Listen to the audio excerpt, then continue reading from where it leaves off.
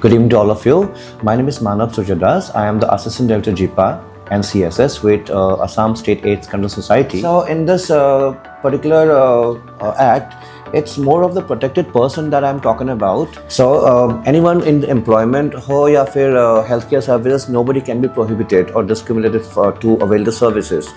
We usually found that a lot of people have been discriminated or probably they've been debarred from services that they deserve to get being the citizen of the country. They still. So over here, as per this act clearly says that nobody can be debarred from or discriminated from obtaining employment or healthcare services using a public places or working in any establishment, or even when they want to get an admission in any of the educational establishment, nobody can put them hold. Even this act also says that for example in the defense also, if you want to apply for a job, in the defense you are not supposed to be screened for HIV. So HIV screening is not at all mandate as per this. It's prohibited completely in the country.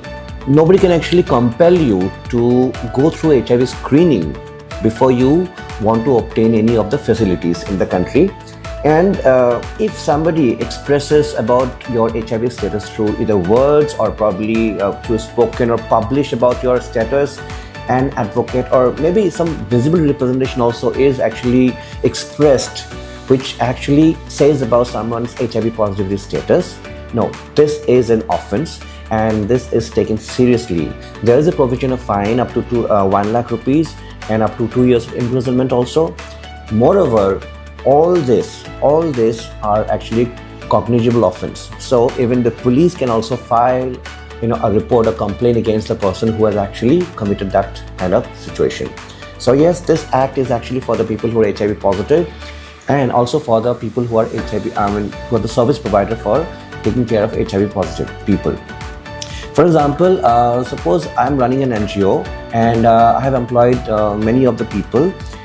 Now they have to go to the field and especially they have to take the syringes or maybe the police cannot hold them back because they are actually working for the cause, for the program. They are not to be hold responsible. They can freely work. This act also supports that provision. Apart from that, this particular act clearly also says that you have to have an informed consent before you conduct a test on anybody. My message to all the hospital institutions that without taking any consent of the person, you cannot ask the person to go for an HIV test, very importantly. Well, there are some exceptions for this informed consent, of course, in case of an order of the court or for any medical research or therapy or probably for epidemiological or surveillance purposes or for screening purposes, this is not required. This act also stress upon that no person can be compelled to disclose his or her HIV positive status. I may know about someone's HIV status, but again, I cannot compel the person, please go and tell me about whether you're HIV positive or not. Until unless the person says from his own mouth, we cannot compel them to say so. There are a couple of exceptions, of course, here. If the consent disclosure of HIV status can be actually disclosed between health practitioners or probably by order of court or probably disclosure to the partner because the partner has the significant risk of acquiring HIV, and for statistical information and monitoring and evaluation purpose, of course, this can be disclosed. We have some exceptions, of course. Disclosure of HIV status of a partner who's a female, well, that we cannot do it unless the female gives a permission, because since we are actually having a patriarchal family structure in the entire country, so where the female goes to the male's house and stays, so unless the female says that yes, you can disclose about this to my partner, we will not force them to disclose. Well, moreover, there's also a requirement for as per this particular act, there is a provision of having an ombudsman and a complaint officer. For ombudsman, it's a state-wise ombudsman. Anybody who has any grievances related to HIV/AIDS because of any kind of issue that they must have faced, they can put a complaint to the ombudsman of the respective state, and the ombudsman will ensure to take care of the complaint within 30 calendar days within a month. And in case if it's a medical emergency, the ombudsman can actually issue interim orders to respond to the issue so that immediate medical treatment can be provided to the person.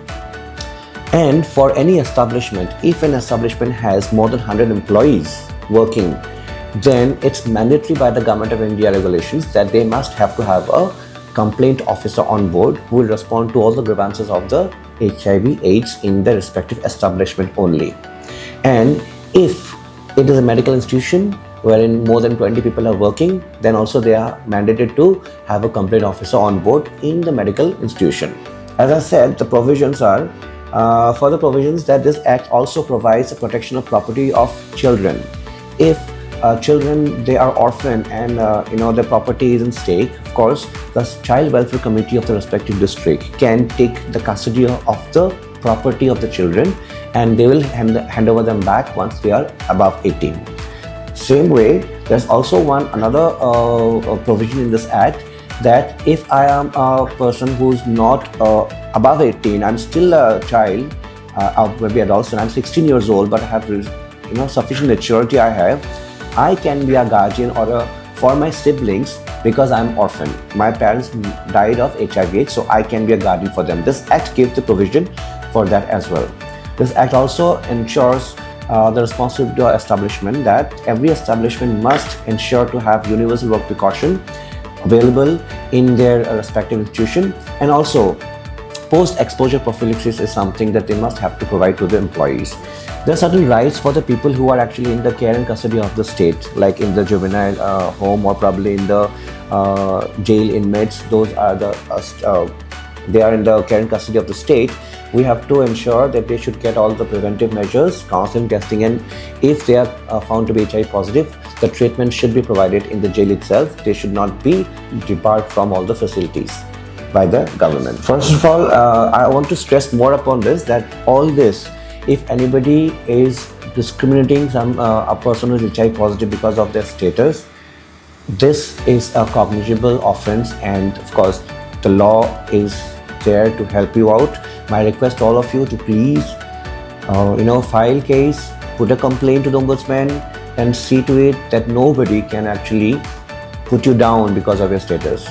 HIV is just a virus which can be taken care by treatment. We have ART medications, very good quality medications, and we have a good retention rate also. People who have started the medication in 2002 or 2000, they're still alive with us. That means, yes, this is really working.